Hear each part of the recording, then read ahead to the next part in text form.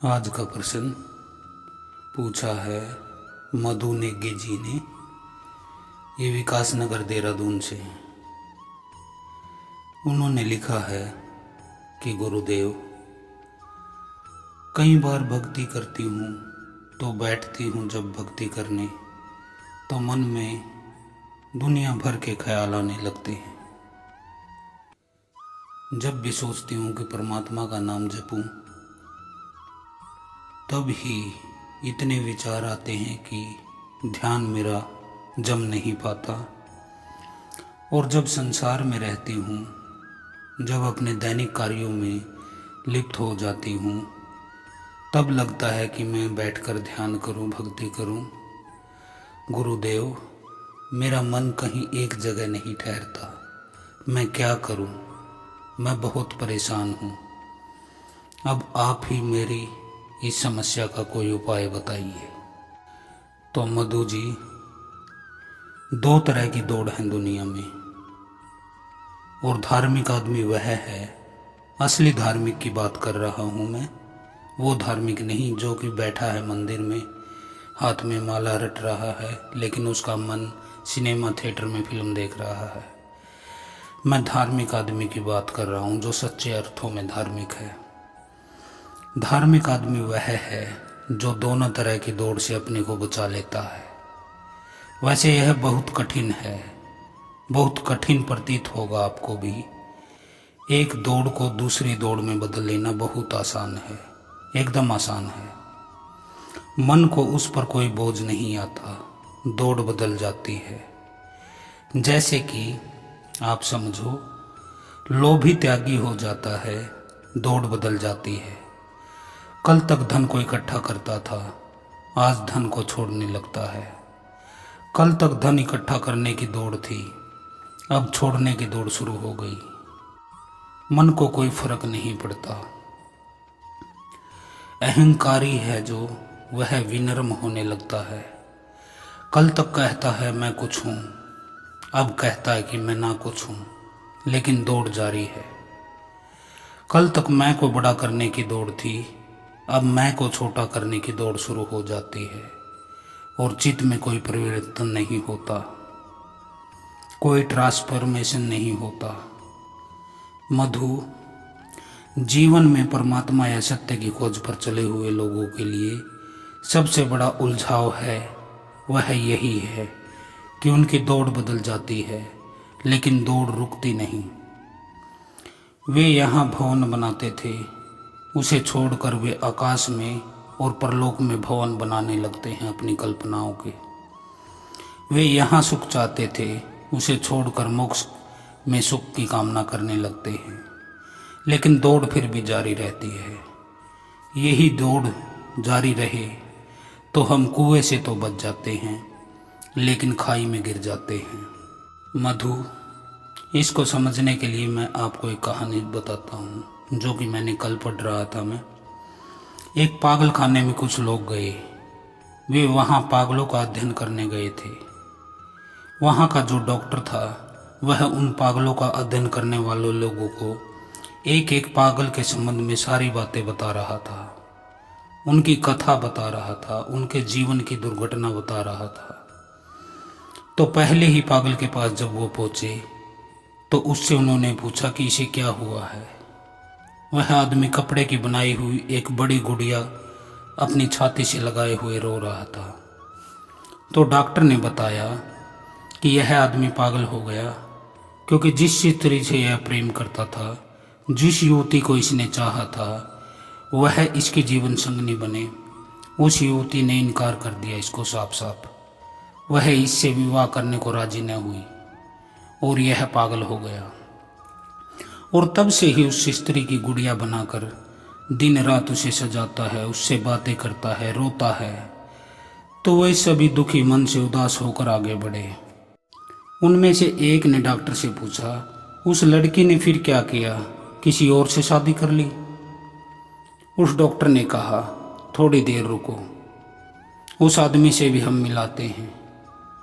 वे दूसरी कोठरी पर गए। उस डॉक्टर ने कहा कि यह वह आदमी है जिससे उस लड़की ने शादी कर ली थी।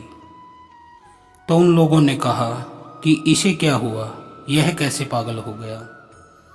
वह पहला आदमी इसलिए पागल हो गया था कि स्त्री से विवाह न हो सका, और इस आदमी को इसलिए पागल होना पड़ा क्योंकि उस स्त्री से इसका विवाह हो गया। उस स्त्री के साथ रहने का परिणाम हुआ कि यह पागल हो गया।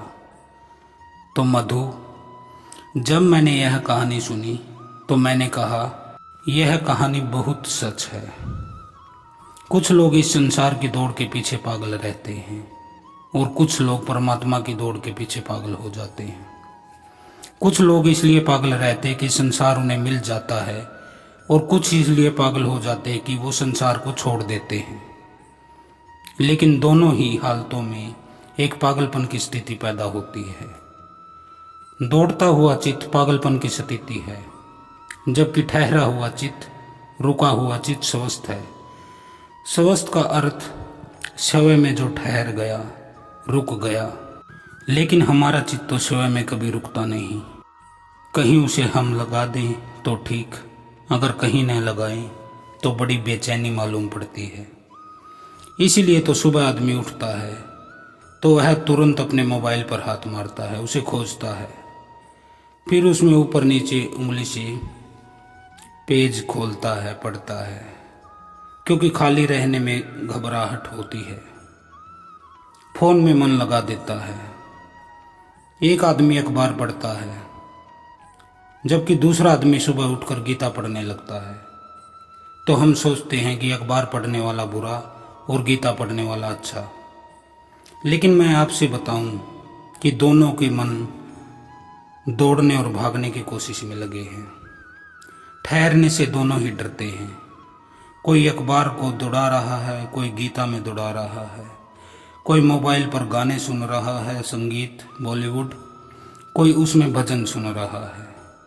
इसमें कोई भेद नहीं पड़ता। एक आदमी सुबह उठकर टीवी खोल देता है, फिल्मी गाने सुनता है। दूसरा आदमी बैठकर राम राम जपने लगता है। लेकिन दोनों के मन ठहरने को राजी नहीं है। दोनों मन भगाते हैं, दौड़ाते हैं। दोनों समान हैं, दोनों में कोई भेद नहीं, और दोनों में से कोई भी धार्मिक नहीं है। धार्मिक व्यक्ति तो वह है जो चित्त को भागने के लिए रास्ता नहीं देता। धार्मिक व्यक्ति वह है जो चित्त को खाली छोड़ने के लिए राजी हो जाता है। धार्मिक तो वह है जो चित्त को कोई भोजन नहीं देता। चित्त से कहता है कि रह जाओ खाली, ठहर जाओ, दौड़ो मत। लेकिन हमें यह ख्याल भी नहीं है। हम फिल्मी गाना बंद कर देते हैं तो भजन गाने सुनने लगते हैं। हम सोचते हैं कि भजन गाने से कोई धार्मिक हो जाएगा। फिल्मी गाने गाओ कि भजन गाओ, कोई भी धार्मिक नहीं होता। चित्त जब तक कुछ नहीं करता, कोई गीत नहीं गाता, कोई विचार नहीं करता, कोई दिशा में नहीं दौड़ता, जब चित्त कुछ नहीं करता और न करने की अवस्था में होता है, स्टेट ऑफ नॉन डूइंग, जब वह कुछ भी नहीं करता, उस क्षण धर्म में प्रवेश होता है। उस अक्षण स्वयं में प्रवेश होता है। उस अक्षण सत्य की झलक मिलनी शुरू हो जाती है। इसलिए मधु, तो आप इन दोनों दौड़ों को आपको छोड़ना पड़ेगा। न आपको संसार की दौड़ में पड़ना है, न ही परमात्मा की दौड़ में पड़ना है। आपको सिर्फ ठहरना है, जागना है। आप जो भी कार्य करें उसे पूरे मन से करें।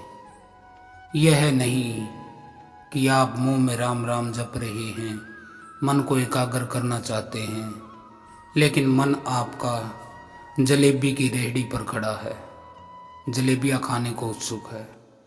तो ऐसे काम नहीं चलेगा। आपको ध्यान की तरफ बढ़ना होगा, जिससे कि चित्त आपका ठहरेगा, निर्मल होगा, और आपको अपना पता चलेगा कि मैं कौन हूँ, मेरे भीतर कौन श्वास ले रहा है, मेरे भीतर की चेतना को जानना है। आप इस विधि से आप काम करें कि प्रतिदिन 15 मिनट आप केवल ध्यान करें। अपने दोनों आँखों के बीच भ्रू मध्य में आप अपना ध्यान टिकाइए और शांत बैठ जाइए आंखें बंद करके। अब कोई विचार आते हैं, आने दीजिए। किसी भी विचार को आपको दबाना नहीं है, ना ही ये सोचना है कि ये विचार अच्छा, ये विचार बुरा। दोनों को आपको सिर्फ देखना है, आपको साक्षी भाव में बैठ जाना है, एक विटनेस की तरह, एक गवाह की तरह, जो कि न करता है न भोगता है, वह सिर्फ देखता है। विचारों की लहरें उठती हैं, आप ये मत समझना कि उनको दबाना है। जो भी विचार आए, अच्छा या बुरा, आप चलने देना। आप केवल 15 मिनट ऐसा करेंगे रोज कि अपनी दोनों आंखों के बीच में आंखें बंद करके भ्रू मध्य में आपको ध्यान लगाना है और रीढ़ आपको सीधी करके बैठ जाना है, केवल 15 मिनट। ऐसा आप लगातार 3 महीने कीजिए। उसके बाद आप दोबारा मुझसे पूछिएगा कि अब आपका मन जब भक्ति में लगता है तो भक्ति में ही लगता रहेगा, जब आपका मन संसारिक कार्यों में है तो वह संसारिक कार्यों में ही रहेगा। मतलब आप जो करोगे आप पूरी तरह उसी में लीन हो जाओगे। इसी को ध्यान कहते हैं। बुद्ध ने इसे सहज ध्यान कहा है, गुरु गोरखनाथ ने इसको सहज समाधि कहा है और भगवान शिव ने इसे सहज सहज सहज समाधि कहा है। तीनों का अर्थ एक ही है, तीनों का जो अर्थ है, अभिप्राय है, वह एक ही है। तो इसलिए मधु, आप मेरे द्वारा बताए गए अभ्यास को कीजिए और भगवान भोलेनाथ पर विश्वास रखिए कि वो आपकी सभी कामनाएं पूर्ण करेगा। और एक बात और याद रखना कि मैं आपके साथ हूँ, गुरु आपके साथ है, तो आपको किसी भी तरह से डरने की, घबराने की ज़रूरत नहीं। इस संसार रूपी समंदर में गुरु रूपी किश्ती में आप बैठ जाइए, वही आपको किनारे तक पहुँचाएगी। जय बाबा भोलेनाथ। हर हर गंगे। ओम काली।